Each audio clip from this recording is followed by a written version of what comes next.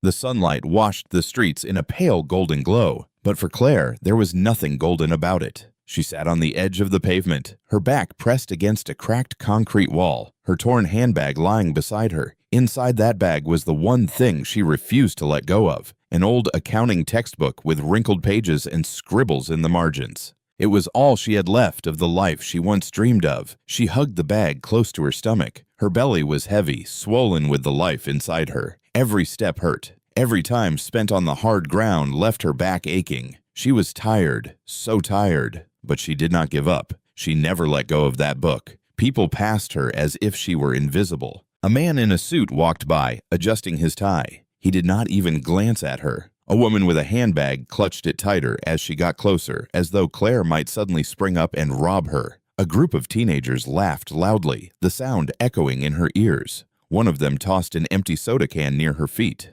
Claire's face burned with shame, but she lowered her head and stayed quiet. She had learned that on the streets. Sometimes silence was the only shield she had. Occasionally, someone would drop a coin or two near her. She would whisper, "Thank you," even if they did not stop to listen. But coins were not food. Coins were not a bed. Coins could not erase the nightmares of how she ended up here. She closed her eyes for a moment, whispering to herself, one day, I will rise again." But the voice inside her felt weaker each time she said it. Suddenly, the sound of an expensive car engine cut through the noise. Claire opened her eyes. A sleek black car had stopped, not far from where she sat. The doors were tinted, the body polished so well it reflected the sunlight. Her heart skipped. Cars like that did not stop for people like her. The driver stepped out first, opening the back door. Then a tall man in a perfectly cut suit emerged. He looked like he belonged to another world, the world Claire once dreamed of. His shoes shone, his wristwatch glittered, and his presence turned heads as people passed by. But what struck her most was not the richness of his clothes. It was his eyes. They were not cold like the others she had seen. They were kind. He looked at her. Claire panicked and lowered her head, pulling her bag closer. She did not want to be seen. She did not want pity. The man walked closer anyway. His shadow fell over her, and his voice came gentle but strong. "Are you hungry?" Claire froze. No one had asked her that. People asked her to move to get out of the way, or simply ignored her. But this man had asked if she was hungry. She looked up, her lips trembling. His face was calm, concerned even. She opened her mouth, but no sound came out. Finally, she nodded. He gave a small smile and extended his hand. "Come with me." Her first instinct was to refuse. What if it was a trick? What if he was like the others who had hurt her before? She hesitated, clutching her bag tighter. I ate her, but something in his eyes told her she could trust him. Slowly, she placed her hand in his. His palm was warm, steady. He helped her to her feet. Her legs wobbled under her weight, and for a moment she thought she might collapse. But he supported her gently, nodding to his driver to open the car door. "Please," he said, "you will be safe." For the first time, Claire stepped into a car. Not the kind of bus where people shoved her aside. Not the back of a stranger's truck, but a real car with soft seats and cool air. She clutched her bag tightly on her lap, her heart pounding. The man sat across from her, studying her silently for a moment. Then he spoke. "My name is Marcus." Claire swallowed hard. The name sounded familiar, but she could not place it. She lowered her gaze again. "Claire," she whispered. "That is a beautiful name," Marcus said with a smile. She did not answer. She did not know how to. Her mind was racing, filled with questions. Why was he helping her? What did he want? Was this a dream? The car pulled into a tall glass building downtown. Claire's eyes widened. She had seen it before when she wandered the streets. It was one of the tallest buildings in the city, sleek and modern, with people in suits constantly rushing in and out. She never thought she would step foot inside. The driver opened the door for her. Shh. Marcus stepped out first, then extended his hand again. Claire hesitated but took it. Her feet touched the marble steps leading into the building, and she felt smaller than ever. "Sorry." People stared as they entered, their eyes curious, some even judging. Claire tugged at her torn dress, embarrassed. Inside, the building smelled of polished wood and fresh coffee. The floors gleamed, phones rang in the distance, heels clicked against the ground, and voices spoke in quick, confident tones. Claire felt like she had walked into another universe. "Do not worry," Marcus whispered to her as they walked toward the elevator. "You are safe here." The elevator ride felt endless. Claire kept her eyes fixed on the floor, her heart pounding with every second. When the doors opened, she followed Marcus into a wide hallway that led to an office with glass walls and a grand desk. A woman stood at the doorway. She wore a neat pencil skirt and high heels, holding a folder in her hands. Her eyes flickered to Claire, scanning her from head to toe. "Sir," the woman said politely. "The clients are waiting," Marcus nodded. "Thank you, Paige. Please get something for Claire to eat." Paige's eyebrows lifted slightly. She glanced at Claire again, but said nothing. Instead, she gave a small nod and walked away. Marcus turned back to Claire. "Sit down, rest. Food will come soon." Claire lowered herself onto a leather chair. It was so soft compared to the hard pavements she was used to that her eyes almost filled with tears. She placed her bag on her lap, clutching it tightly. Marcus smiled gently before heading to the door. "I will be back shortly. Make yourself comfortable." Then he was gone. Claire sat in silence, her heart still racing. She looked around the office, the shelves filled with books, the family photos on the desk, the city skyline visible through the wide windows, felt unreal. But even as she sat there, she could hear voices from the hallway. One of them was Marcus's. He sounded frustrated, his tone sharp. Words floated through the walls. "Client, deadline problem." Claire hugged her accounting book closer. Something deep inside told her this was only the beginning. The office door clicked open and Paige, Marcus's secretary, walked in carrying a tray. She set it down on the desk without a word, though her eyes flickered again at Claire. Claire felt her cheeks heat up. She was painfully aware of how she must look. Hair tangled, dress faded, shoes worn thin. Paige left quickly and Claire turned her eyes to the tray. A plate of rice and chicken, a glass of juice. She had not seen food like this. Her hands shook as she picked up the fork. She whispered a small prayer under her breath, then ate. Each bite felt like life flowing back into her body. She ate quickly, almost too quickly, afraid that someone would snatch it away. The food was warm, soft, and rich in flavor. She did not realize tears were running down her cheeks until she wiped them with the back of her hand. Meanwhile, in the conference room down the hall, Marcus was not enjoying the same peace. He sat at the head of a long glass table surrounded by his team of top accountants. They had been wrestling with the client's accounts, but the gaps and errors refused to balance. The client had given them one last chance. If they failed, the firm would lose its biggest contract. Marcus rubbed his forehead. "We have been over this again and again. Where is the leak? Where are the missing numbers?" One of the senior accountants adjusted his glasses. "We have traced every transaction, sir, but nothing adds up. Then we are missing something." Marcus snapped, his voice sharper than he intended. He sighed heavily, leaning back in his chair. His patience was thinning. Claire, sitting alone in his office, could hear his voice faintly through the walls. She froze mid-bite, straining her ears. His tone carried frustration, urgency. The words reached her like echoes. Client, mistake, deadline. Her heart thudded. She knew those words. She understood that tone. It was the language of numbers, of balance sheets and ledgers, the world she once lived in. She glanced at her bag. Slowly, she pulled out her textbook. The cover was faded, the corners torn, but inside it still held the world of equations, examples, and solutions. She flipped through the pages with shaky fingers, her mind already racing. She hesitated. Should she stay seated? Should she dare to get up? What if she embarrassed herself? What if they threw her out? But another voice inside her whispered, "What if this is your chance?" Before she could stop herself, she stood. Her legs trembled, but she tightened her grip on her bag and walked toward the sound of the voices. In the conference room, the air was thick with tension. Papers were scattered across the table, calculators clicking, pens scribbling. Marcus looked exhausted, his tie loosened, his jaw clenched. Then the door opened, every head turned. There she was, the homeless girl Marcus had brought in, the one who had been sitting quietly in his office. The room fell silent. Claire stepped in slowly, holding her bag tight. "Excuse me," she said softly, her voice barely carrying. I think I know where the mistake is." A murmur ran around the table. One of the accountants frowned. Another chuckled under his breath. The head of security standing near the corner straightened. "Miss," he said firmly, "you cannot be in here." He started toward her, but Marcus lifted his hand. "Wait." His eyes stayed on Claire. "Let her speak." The room went even quieter. The security guard stopped, hesitating. The accountants exchanged doubtful looks. Claire's knees felt weak, but she pushed forward. She looked at the whiteboard filled with messy calculations. In seconds, her eyes danced across the numbers. She saw it. The gaps, the repeated entries, the simple oversight that had been buried under complicated analysis. Her heart pounded. She grabbed a marker from the table and with shaking hands began writing on the board. "Here," she said, circling a section.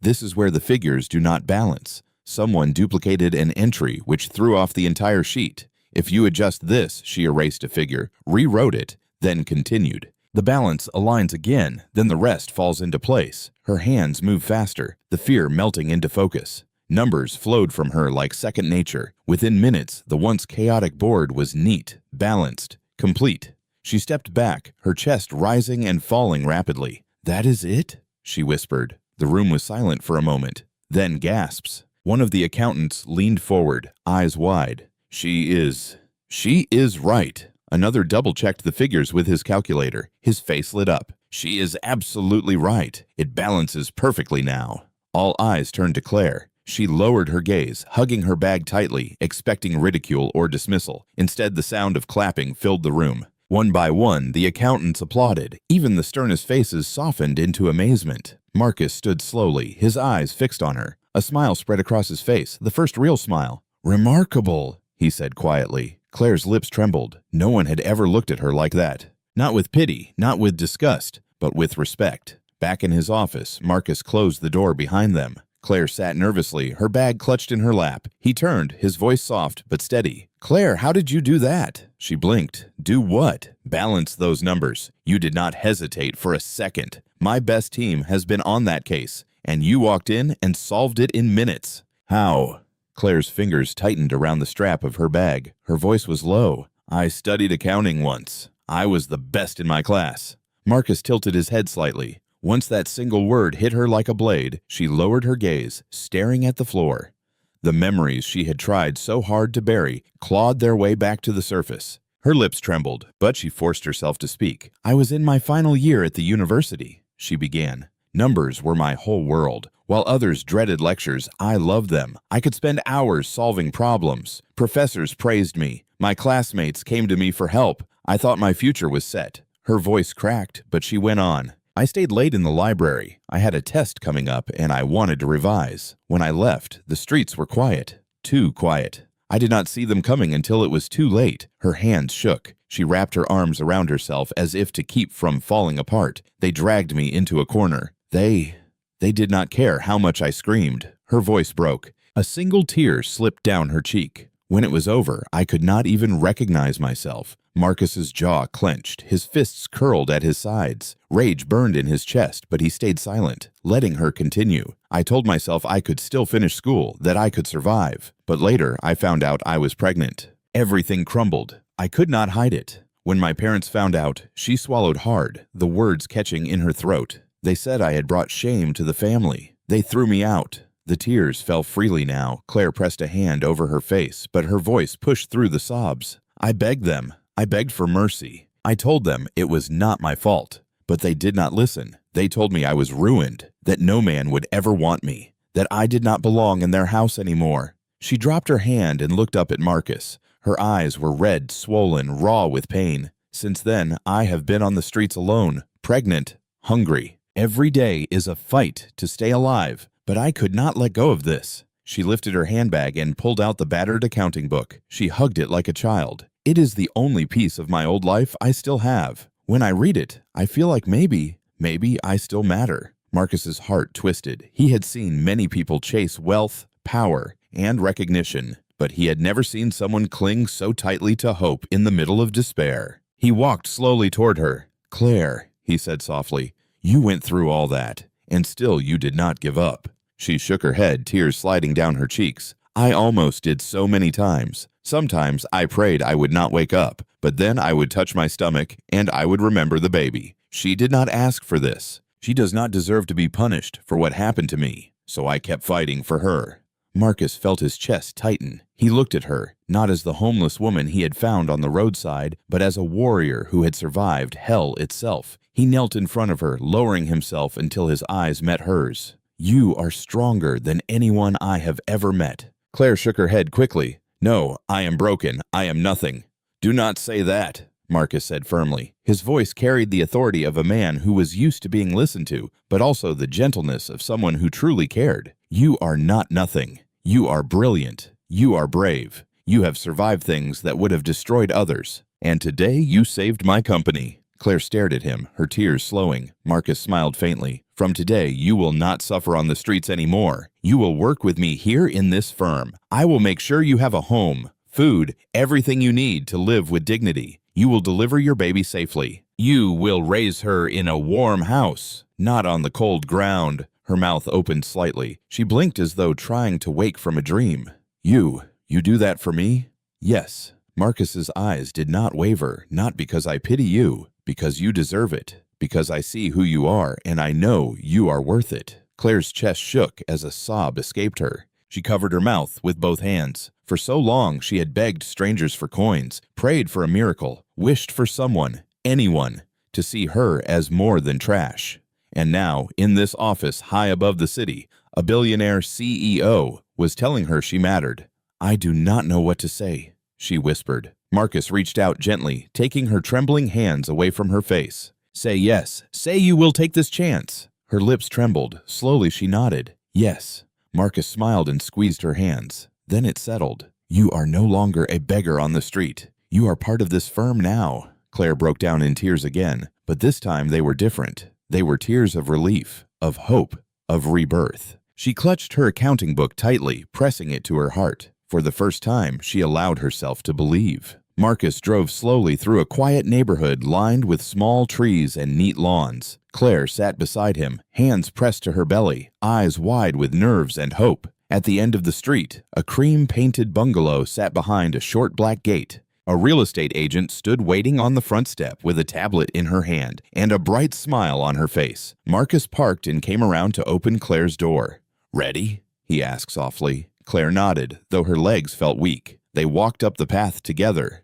"Waish." The agent shook Marcus's hand, then turned to Claire. "Welcome," the agent said. "We have been expecting you." She unlocked the door and pushed it open. Claire stepped inside and stopped. The living room was fully furnished. Soft sofa, clean rug, small bookshelf, curtains that let in warm light. A dining table sat by the window with 2 chairs. The air smelled of new paint and lemon cleaner. A frame print on the wall read, "Home is where you are safe." Marcus picked up a set of keys from the console table and pressed them into Claire's palm. "This is your new home." Claire looked from the keys to his face, then back to the room. She covered her mouth with her hand as tears filled her eyes. "My home?" she whispered. "Your home," Marcus said. "No rent, no worries. Just rest, work, and get ready for the baby." Her shoulders shook. The tears came hard now. She laughed and cried at the same time, and Marcus handed her a tissue from his pocket. "Take your time," he said, smiling. They walked through the house together. The kitchen had clean plates, pots, and a full fridge. The bedroom held a neat bed with new sheets. In the second room, there was a small, empty space with a rolled-up rug. The agent spoke up. "We can set this up as a nursery when you are ready. Just tell us what you want." Claire ran a finger along the window frame. "Thank you," she said, voice shaking. "Thank you so much." They stepped outside again to sign the final papers. Suddenly, a white sedan pulled up. A man in a crisp shirt stepped out, waved, and rolled the car forward. "Car dealer," Marcus said, eyes twinkling. "Right on time." The dealer opened the passenger door and showed the clean seats, the simple dashboard, and the keys dangling from a tag. "All serviced, full tank," he said. Marcus turned to Claire. "This is for you to commute to work and anywhere else you want. You should not be on public transport in your condition." Claire pressed her hand to her chest. "A car for me? For you," Marcus said, "safe and simple to drive." She took the keys with both hands like they were made of gold. "Thank you," she whispered, then said it again, louder, looking him in the eye. "Thank you." The dealer gave her a short walk-through, seat adjustment, mirrors, the start button, the wipers, and lights. Claire nodded carefully, soaking it in. She sat behind the wheel for a moment and closed her eyes. She had slept under bridges. She had stood in the rain with a cold stomach. Now she was in her own car in front of her own house. Her throat tightened, and she wiped her eyes again. Marcus leaned on the doorframe. "You will do great." She looked up at him and smiled through tears. "I will." After the agent and dealer left, Marcus carried in 2 boxes of groceries and a few baby things. "Supplies for the week," he joked, placing them on the kitchen counter. Claire put the food away in small, careful movements. She kept glancing around the room as if the house might vanish if she blinked too long. Marcus showed her a folder on the table. Numbers to call if you need repairs. And mine at the top, he said. Anytime. Claire, she said quietly, I do not know how to repay you. You already did, he replied. You saved my firm. They stood there for a few seconds, the silence soft and warm. Then Marcus cleared his throat. Big day tomorrow. First day as an employee. Get some rest. Claire nodded, walked him to the door, and thanked him again. When he left, she locked the door and leaned her back against it, breathing out. She walked from room to room, kitchen, living room, bedroom, touching the walls, the curtains, the bedspread, as if learning a new language with her hands. She showered, ate a simple dinner, and sat with her old accounting book on her lap. The pages were worn, but her eyes were bright. Before bed, she whispered, Thank you, God, and placed a hand on her belly. The baby kicked once, and Claire smiled into the dark. Soft light filtered through the curtains and the sound of birds outside. Claire dressed in a clean, simple dress and tied her hair back. She checked herself in the mirror and nodded. We are ready, she told the baby. She locked the house, slid into the driver's seat, and started the car. It purred to life. As she drove out of the neighborhood, her heart thumped with a mix of fear and joy. The city roads felt different. They did not swallow her. They carried her. At the firm, the glass doors opened and cool air wrapped around her. People looked up. Whispers moved like a small wind through the lobby. That is her, the mystery accountant, the one who solved the big case. Claire kept her eyes forward and walked to the front desk. Paige, Marcus's secretary, was already there, neat as always, a tablet in her hand. Good morning, Claire, Paige said with a calm smile. HR has your papers ready. This way. Thank you, Claire replied. They took the elevator to the 6th floor. In a small room, Claire signed her forms, received an ID card, and got a laptop bag. A junior HR officer pointed to the printer room, the kitchen, and the ladies' room. If you need anything, ask me, she said kindly. Marcus appeared beside the glass wall of the open office floor. Team, he called, and heads lifted over cubicle walls. This is Claire. She joins us today. There were nods, a few smiles, and a murmur of welcome. A tall man at the back did not clap. He leaned back in his chair, arms crossed. Warren, Marcus led Claire to a simple desk near the windows. Your space, he said, and your first task is in your inbox. A client report with strange numbers on inventory. Claire sat, opened the laptop, and logged in. The screen glowed blue. Then the emails loaded. She pulled the file, printed the report, and spread the pages in a neat line. Her old textbook sat at the corner of her desk like an anchor.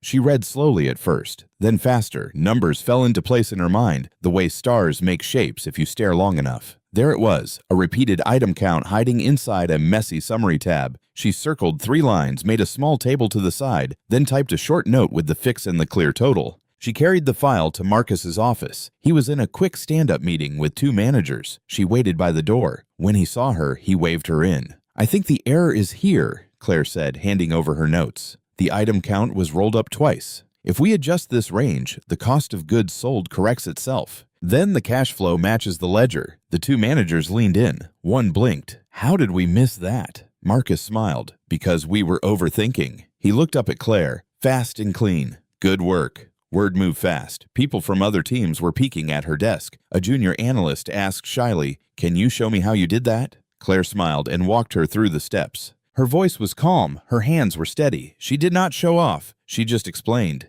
In the break room, Tss. 2 senior staff whispered as she poured water. Is she really that good? One asked. She is, the other said, sounding surprised. And she is quiet about it. Not everyone was smiling. Warren stood a few desks away, watching. He had been Marcus's right hand for years. He knew where every file was, which client was a headache, how to calm a room. Now people were walking past him to ask Claire for help. He saw the way Marcus leaned forward when she spoke, the way he nodded as if he had found a voice he trusted. Warren walked to Claire's desk. He stopped and looked down at the old textbook. His mouth twitched. Settled in? He asked. Claire looked up. I think so. Thank you. He nodded at her screen. You have made a lot of changes. I only corrected what was there, she said. I will keep my notes clear. His smile was thin. Good. Clarity is important. So is respect for the chain of command. Claire held his gaze. I understand. He leaned a little closer, voice softer. People here worked hard to get where they are. Years of late nights. You are new. Move slowly. She felt the warning in his tone. I am here to work, she said gently. That is all. Warren straightened. We will see, he said, and walked away. Her heartbeat quickened. She rested a hand on her belly. We are okay, she whispered to her baby. We will just do the work. The office began to thin out. Marcus passed by her desk, hands in his pockets. How was your day? Good, she said. Busy, I learned a lot. He glanced at the neat stack of files. You did more than learn, he lowered his voice. Do not rush home if you are scared to drive in traffic. I can send a driver. Claire shook her head with a small smile. I can try. If I get stuck, I will park and call. Deal, he said. He started to walk on, then stopped. And Claire, she looked up. I am proud of you. The words warmed her more than the office lights. Thank you. When he left, she packed slowly. Laptop, notes, ID card on a lanyard. She slid the old textbook into her bag last, as always. As she stood, her phone buzzed. A message from an unknown number. Great start today, Marcus. She smiled and typed back. Thank you. I will keep doing my best. Another message arrived from a different unknown number. Move slowly. Not everyone here is your fan. Warren. Claire stared at the screen for a long second, then locked the phone and slipped it into her bag. Outside, the sky was pink and soft. She walked to her car, unlocked it, and sat behind the wheel before she started the engine. She took a deep breath and spoke out loud, voice steady. I have a home, she said. I have a job. I have a baby.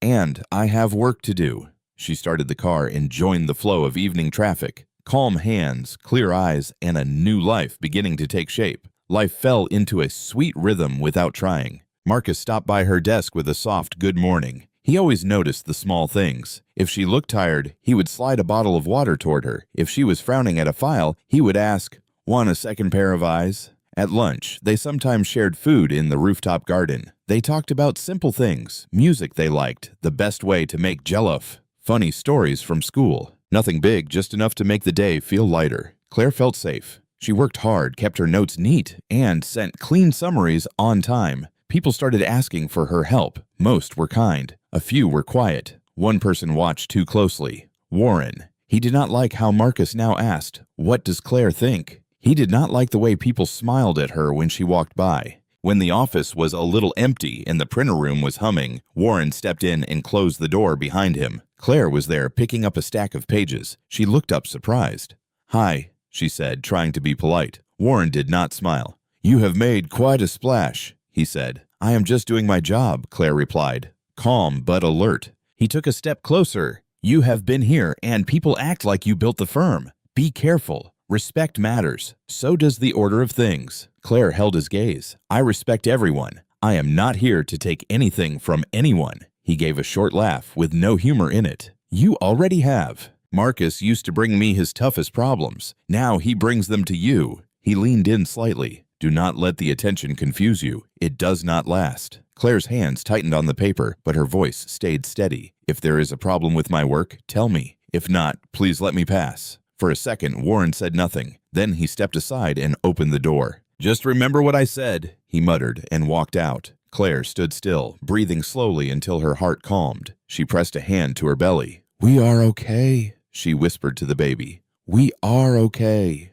Then she carried the files back to her desk and finished her tasks like she always did, carefully, quietly. Marcus drove her to the small park near her house. The sun was low and soft. For a while, they did not talk. They just watched. Marcus turned to her. You are quiet. Claire looked at her hands. I had a moment with Warren today. He waited. He did not rush her. In the printer room, she said, she told him everything. How Warren closed the door. How his words pressed in on her. How it made her feel small, but how she stood anyway. She kept it plain. No extra spice. Just what happened. Marcus listened, shoulders tight, mouth set. When she finished, he let out a breath like he was putting down something heavy. I am sorry, he said. That should not have happened. Claire looked at him. I do not want to cause trouble. You did not, he said. He did. He stared at the grass for a moment, choosing his next words. I will speak to him, and I will set clear lines. You will not be alone in this. Will it get messy?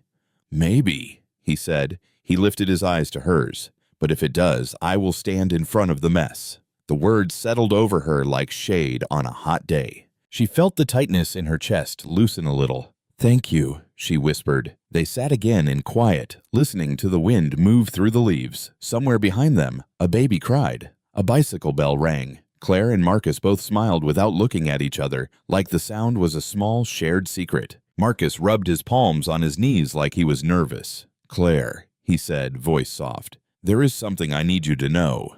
She felt the air change. She turned to him fully. "I care about you," he said. No rush, no heavy speech, just the truth in simple words.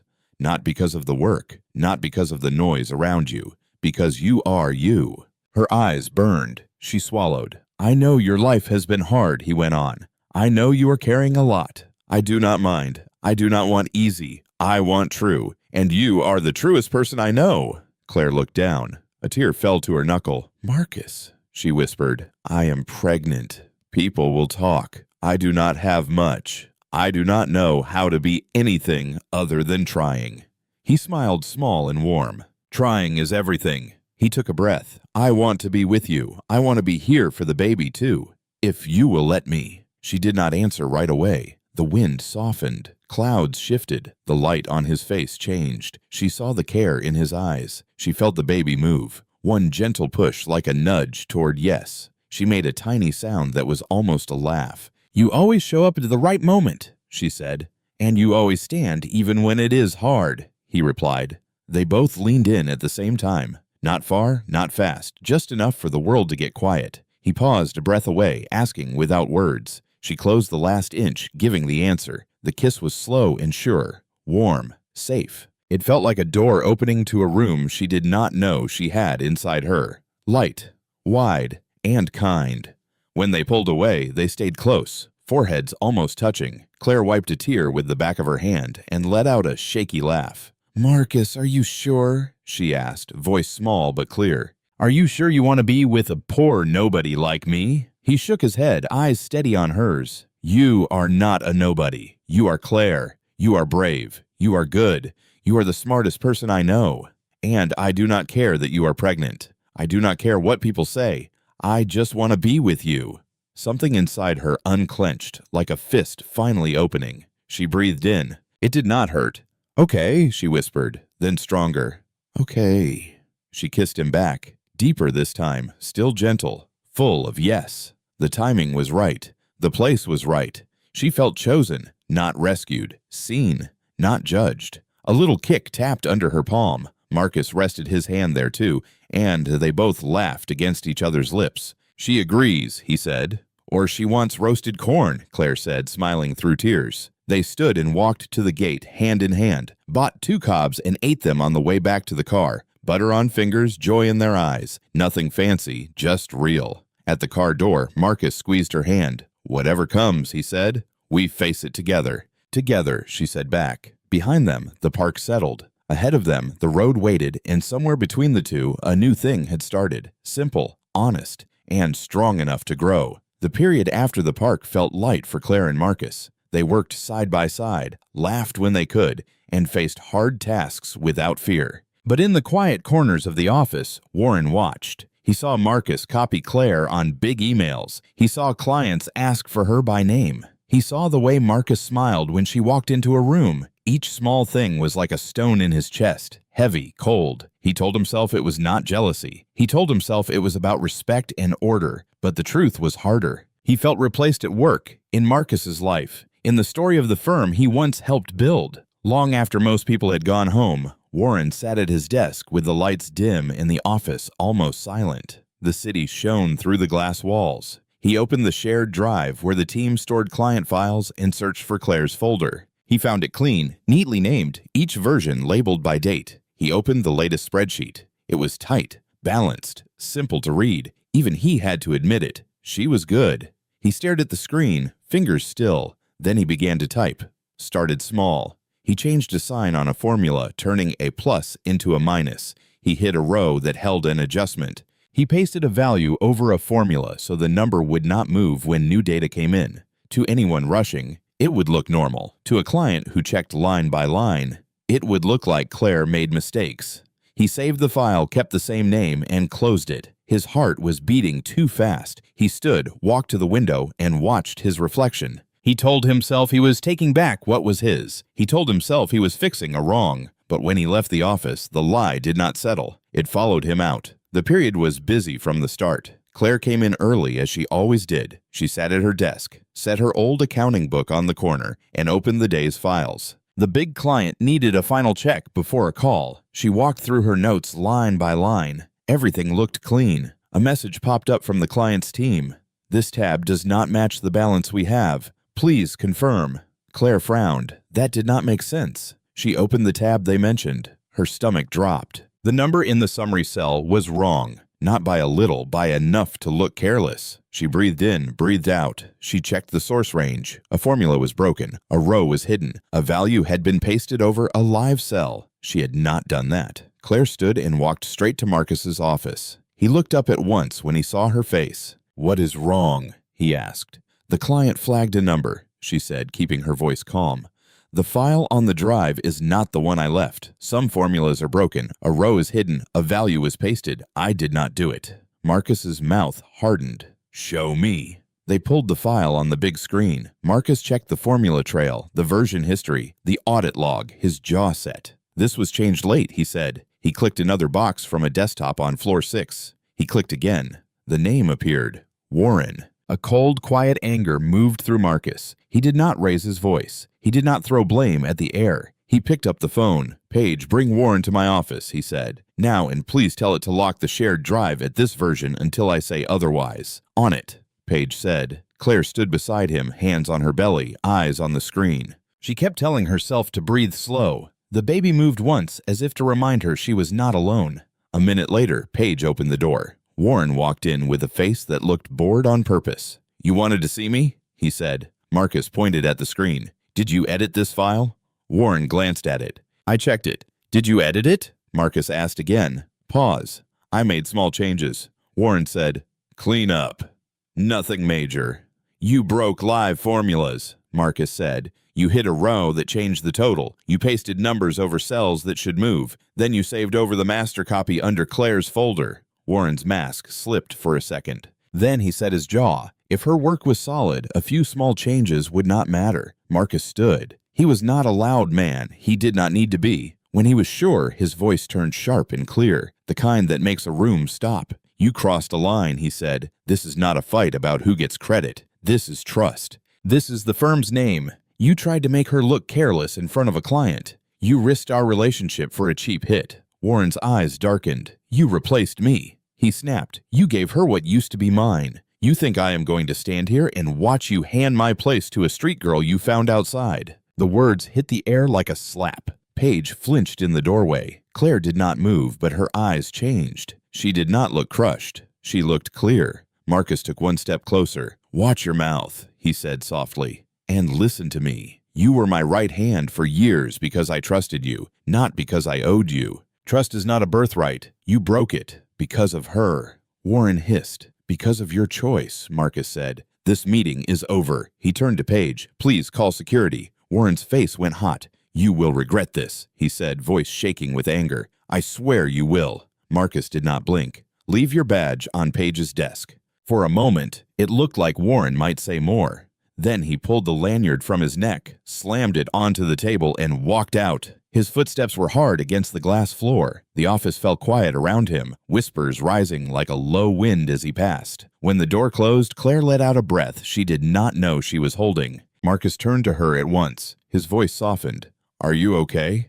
"I am now," she said. Her hands were still shaking a little. "The client will send the clean file with a note," he said, "from me, and it will lock your folder. Nobody edits your work but you and the people you choose. I should have done that sooner." "It is not your fault," Claire said. Marcus shook his head. "He came at you because of me. That makes it mine to fix."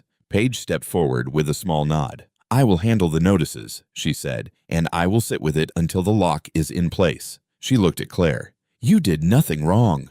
"Thank you," Claire said. When Paige left, Marcus reached for Claire's hand and squeezed it once. "You stood strong," he said quietly. "I am proud of you." Claire tried to smile, but her eyes were wet. "It scared me," she admitted. "Not the numbers, the intent." "I know," Marcus said. "It scared me too. Not for the firm, for you." She nodded. "Let us finish the work," she said, wiping her eyes. "Let the work speak." They sent the corrected file with a clear summary and a simple note. The client replied, "Thanks for the quick fix. Call still on." The tension in Claire's shoulders dropped an inch. The team knew Warren was gone. Some were shocked, some were not. Most went back to work. That is the way of offices. Storms pass, but the day keeps moving. A new kind of quiet settled. Marcus drove home, but he did not turn on the music. He kept seeing Warren's eyes when he said, "You will regret this." He knew the man well. Warren did not make empty threats. He walked through his mansion, checked the gates twice, and told the head guard to add another patrol. He sent Paige a final text.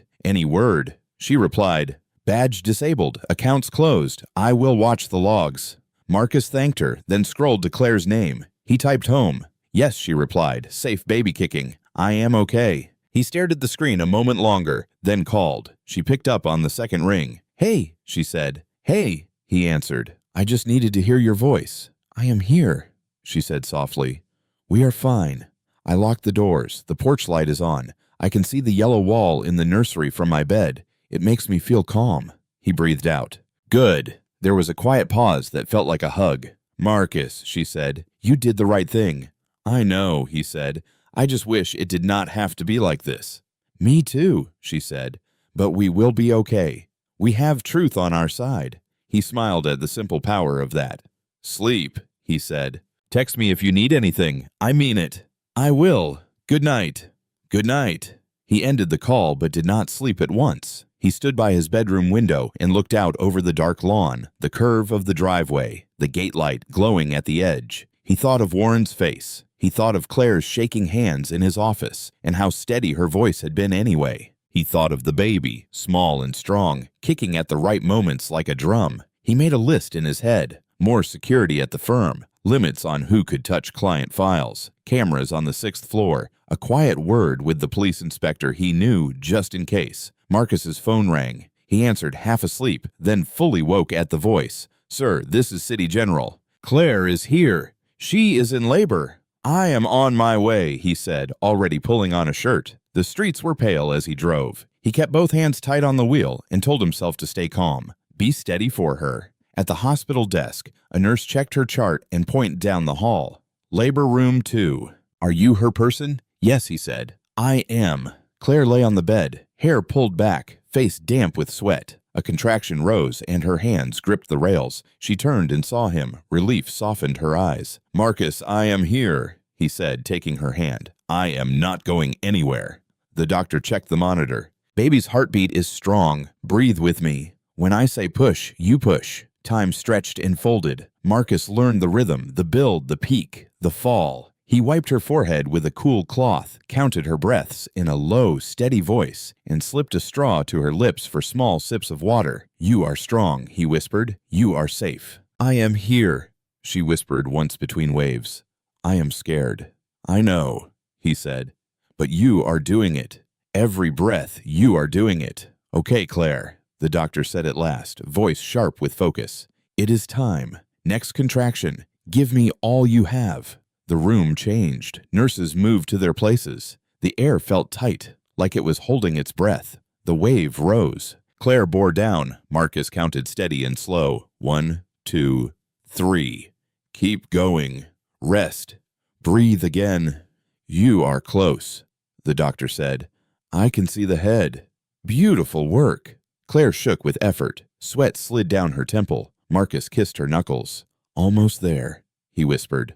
"Almost." She pushed again with a sound that came from deep inside. A sound of strength, fear, and hope all at once. A sharp, bright cry filled the room. The doctor lifted a small pink bundle. A nurse wrapped the baby and placed her under the warm light. Tiny fists, a wrinkled forehead, a mouth opening and closing like a little bird. "Congratulations," the doctor said, smiling. "It is a girl." Marcus's chest flooded with joy he did not know words for. "Would you like to cut the cord, sir?"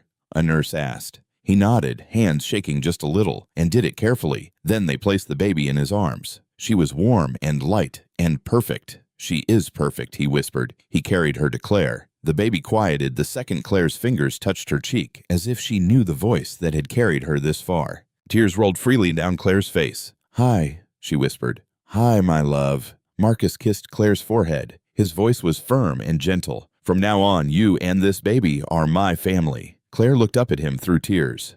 "Are you sure?" "I am sure," he said. "I choose you. I choose her today and every day." The nurse settled the baby on Claire's chest for skin to skin. The tiny girl rooted, found what she needed, and relaxed. The room grew quiet, just the soft beeps and the baby's small breaths. Marcus pulled his chair close and fixed Claire's pillow. He brushed a strand of hair from her face and let his hand rest there a moment. "Thank you," Claire whispered. "For what?" "For staying." "What will we call her?" Marcus asked after a while. Claire smiled without looking up. "We had a list, but right now, Hope feels right." Marcus tried the name softly. "Hope," he smiled. "Welcome, Hope." He sent Paige a short text. "She is here. A girl, healthy. Claire is okay." Hearts came back at once. He turned the phone face down and stayed present, signing a form, pouring water, adjusting the blanket around Hope's tiny feet. Inside the small room, time moved slow and kind. Claire dozed, Hope slept, and Marcus watched over them. A quiet promise steady in his chest. "Whatever comes next, I will keep them safe. I will keep them loved." For now, that was enough. Sometime after Hope was born, Warren heard the news. Warren saw the news on a gossip page. Marcus outside a hospital, smiling so wide, it almost looked like a mistake. "Baby Hope," the caption read, "mother and child doing well." Warren stared at the screen until his own face looked strange in the glass. He set the phone down hard. His small flat was hot and still. Paint peeled from the wall above a thin mattress. A single chair sat by a dusty window. He paced back and forth, boards creaking under his feet. "You think you can have it all," he muttered. "You came from nowhere, and you took my place. You took my life." The words rolled through him, heavy and dark. Each day the anger grew. It turned into a picture in his head. Claire's house, a small window, a sleeping baby. He pushed that picture away, then pulled it back again and again until the wrong thing started to feel like the only thing. It happened on a night that looked safe. The sky was clear. The street was quiet. Claire fed Hope, laid her in the crib, and checked the baby monitor. She smiled at the tiny rise and fall. She touched Hope's cheek with the back of her finger. "Good night, my love," she whispered. She locked the doors. She pulled the curtains. She turned on the porch light. She did not think about the small kitchen window, where the latch was old. In the deep hours, Warren slipped down the lane in soft shoes and a dark cap. He had watched the house. He knew the guard at the corner took tea at this hour. He knew the neighbor's dog slept until dawn. He used the chair under the kitchen window to reach the latch. It gave with a tired click. He climbed in, stood in the dark, and listened. The house breathed like a person asleep. He moved down the hall and found the yellow room. Hope lay warm and small in the crib. For a second, doubt touched his face. Then anger pushed it away. He wrapped her in a blanket. She stirred, made a small sound, and settled. He turned the baby monitor camera so it still showed a shape in the crib. He lifted Hope and held her under his jacket. He left the way he came, lowering himself to the chair, stepping to the ground and lowering the window until it almost closed. He crossed the lane and vanished. Claire woke with a smile on her face. She stood, stretched, and went to the nursery. "Good morning, Hope." The rest of the words died. The crib was full of blanket and air. Not a baby, not a breath, just space. She froze. Then she moved fast, pulling the blanket, checking under the crib, behind the chair, inside the basket, places that made no sense. But panic does not ask for sense. She ran to the front door, locked. She ran to the back, locked. She ran to the kitchen and saw the small window. It looked closed. It was not. The latch gave when she touched it. Her hands shook as she grabbed her phone. She called Marcus. He picked up on the first ring. "Claire, my baby," she cried. "Marcus, my baby is gone." A sharp silence. Then his voice turned hard and clear. "I am calling the police. I am coming now. Lock the front door. Do not touch anything else. I am on my way." Claire slid to the floor and pressed her palms to her face. She rocked without meaning to. "Please, God, please." Marcus called the police and drove like the road belonged to him. He prayed out loud as he went. "Please keep Hope safe. Please guide us. Please bring her back." He reached the house and found Claire in the living room. Shaking, he wrapped her in his arms. "It is not your fault," he said again and again. "This is not your fault." Police cars lined the street within minutes. The inspector in charge had calm eyes and a steady voice. He took notes in short lines. Officers dusted the window and checked the baby monitor feed. A tech team pulled camera footage from the corner shop and the lane. "Do you have enemies?" the inspector asked Marcus. "Anyone angry enough to do this?" "Warren," Marcus said at once. He hated saying the name. He was fired. He made threats. The inspector nodded. "We will start there." He moved to the table where a laptop showed street cameras. The screen flicked through. Empty lane, a stray cat, a shadow moving along the wall. The shadow turned for half a second. The light caught a sharp cheekbone and a tight jaw. "That is him," Marcus said, his hand hard on the chair. "Warren, get me his current address," the inspector told his team, "and call our unit in that area." Now they found it. A low-rent building in a part of town people avoided unless they had to go there. Peeling paint, rust on the railings, a stairwell with a broken light. "Stay here," the inspector told Marcus and Claire. Then he looked at Claire's face, drawn, wet, brave, and changed his mind. "You can come, but you must stay behind the tape. Do not enter until I say. Promise me." Marcus nodded. "We promise."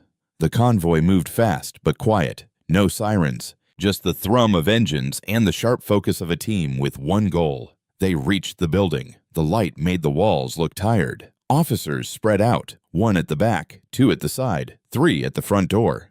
Marcus and Claire stood behind the police tape with a young officer and page who had arrived by taxi and could not bear to wait at home. Claire clutched Hope's small toy to her chest. She could not stop shaking. Marcus took her free hand. "Breathe with me," he said. "In, out, and out!" The inspector raised his hand. Now they went in fast. Up the dim stairs, past a broken window, down a damp-smelling hall. They stopped at a door with a rusted number. The inspector knocked once. "Police," he called. "Open the door." Silence. He nodded to the team. A metal bar rose, fell, and the lock gave with a crack. They rushed in. Marcus and Claire could not see inside, but they heard it. The short commands, the shuffle of feet, a chair scraping the floor. Then a small, fierce cry cut through everything. It was the most beautiful sound Claire had ever heard. "Hope," she whispered, and her knees almost gave. An officer appeared in the doorway with a bundle wrapped in a dull gray blanket. Behind him, two officers walked out with Warren in handcuffs. His cap was gone. His hair was messy. His eyes stayed on the ground. Marcus and Claire watched from behind the tape as if the world had narrowed to a single line. The officer with the baby walking toward them, the man who had taken her walking the other way. Warren looked up once, just once. His face was not wild now. It was small, ashamed. He did not speak. He did not fight. He did not ask for anything. He kept his eyes down as the officers guided him to the police car. The door opened. He ducked his head and got in. The door shut with a heavy thud. The inspector stepped out holding Hope himself now. The gray blanket pulled back from her face. He had checked her himself in the room. Breathing steady, warm, small hands moving. He crossed under the tape and stood in front of Claire. "Your daughter," he said softly. Claire's hands flew to her mouth, then reached for her baby. The inspector set Hope into her arms with the care of a father. "Oh." Hope's cries shifted at once. She knew this voice. She knew this heartbeat. She quieted, then let out a small, angry squeak as if to tell her story in one note. Claire sobbed and kissed the top of Hope's head over and over. "My love," she cried. "My love. I am here." Marcus wrapped both of them in his arms. He closed his eyes and spoke the only words he had. "Thank you, God, thank you." The inspector gave them a small smile. "We will take Warren to the station. A doctor will check your girl at the hospital, but she looks strong to me. Come when you can. For now, hold each other." "Thank you," Marcus said, and he meant it with his whole heart. "Thank you," Claire echoed through tears. "You brought my life back to me." The inspector nodded, then turned to his team. The police car with Warren pulled away. He did not look out the window. He sat bent forward, hands clenched, shame like a weight on his shoulders. The world looked new again. They chose a small garden for the wedding. White chairs curved around a green aisle. The flowers were simple baby's breath and soft yellow roses, the same color as the nursery wall. Hope wore a tiny dress like a drop of sunlight and slept in Paige's arms until the music started. Claire's dress was plain and beautiful. It moved when she breathed. Her hair was pinned back with a small pearl comb. She held her bouquet like a promise. As she took the first step down the aisle, the past walked with her for a moment. Cold nights, a torn bag, a warm book hugged tight, a voice on a sidewalk asking, "Are you hungry?" Then the present took her hand. The warm desk at work, the rooftop lunches, the park bench, the kiss that felt like home, a tiny cry in a bright room, and a long, terrible period that had given way to a louder joy. Marcus stood at the end of the path in a dark suit, a white rose on his lapel. His smile could have lit the room without the sun. When she reached him, he took her hand, and she felt the steady beat of his heart in his palm. The officiant spoke simple words about love and choice. There were no long speeches, only the truth said plainly. "Marcus," Claire said, her voice soft but sure, "you saw me when I was at my lowest. You believed in me when I could hardly breathe. I promised to stand by you, to build with you, to raise hope and peace, and to choose you every day." "Claire," Marcus said, eyes bright, "you are my truth. You are my home. I promise to protect you, to listen to you, to fight for our family, and to love you for all my days." They exchanged rings, simple bands that felt like steady hands.